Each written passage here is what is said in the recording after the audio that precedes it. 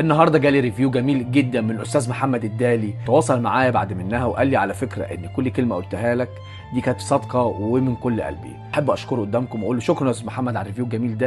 ان شاء الله الفتره اللي جايه هتتوالى بعض الريفيوهات الخاصه ببراند الماس مع بعض العملاء، اسيبكم تتفرجوا عليه. السلام عليكم. انا جاي النهارده مغرم ببراند مصري اسمه الماس العطور. ده شكل العلبه اللي جالي فيها العطور اللي جوه والتسترات والمخمريه، حاجه رايقه صراحه. يعني هفتح اوريكم التفاصيل اللي جوه عامله ازاي. طبعا انا فتحت عشان اجرب. يعني جالي عطرين. دي شكل الازايز بتاعه الماس العطور. يعني انا عاجبني، انا مغرم جدا جدا جدا والله العظيم شكل الازازه. جالي عطرين، عطر منهم بتاعهم هم، تركيبتهم هم، اختراعهم هم، مش موجود عند حد غيرهم، اسمه الهبه. طيب احنا هنعرف منين بقى البراند او العطر ده اسمه ايه؟ اولا عشان خاطر الاخلاص في الشغل، ان انت تطلع منتج مصري رايق، العلبه بيكون مكتوب عليها على الستيكر من بره اسم العطر، تمام؟ وكمان من جوه زي ما هو باين كده اسم العطر. اسم العطر موجود هنا كمان تحت. بصوا لي بقى على شكل الازازه، يعني شكل ده الازازه الصغيره، بصوا على شكل الازازه عامله ازاي، وبصوا بقى من جوه عامله ازاي. يعني لو هتبص في ظهر الازازه عامله ازاي، وبصوا على الغطا رايقه. خلينا نتكلم الاول على العطر بتاعهم هم، اختراعهم هم بتاع الماس. بس عطر الهبه ده، خلينا نسمع الاوتومايزر، نشوف الاوتومايزر عامل ازاي.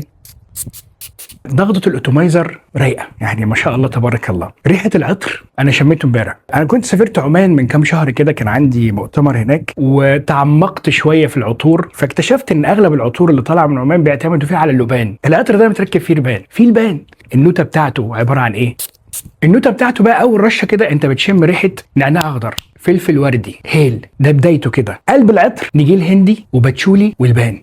القاعده بقى عنبر وجلود ولبدانوم. يعني تركيبه كده رايقه. رش وتخيل كده واسرح مع الريح، اسرح مع التقسيمات بتاعتها. صراحه فوحانه قوي. انا بستخدمه بقاله يومين عشان خاطر اكون مجرب. يعني الثبات بتاعه قوي، ريحته مختلفه. العطر التاني بقى، وهو يعني بالنسبه لي انا عطر الملوك ورجال الاعمال. عطر الملوك ورجال الاعمال، عطر قديم كريدافنتوس. ده مختلف، مش هوصف فيه، انا مش هوصف فيه. اعملوا سيرش هتعرفوا يعني كريدافنتوس. تعالوا بقى مع بعض. الروقان الروقان الروقان والشياكه دي تسترات.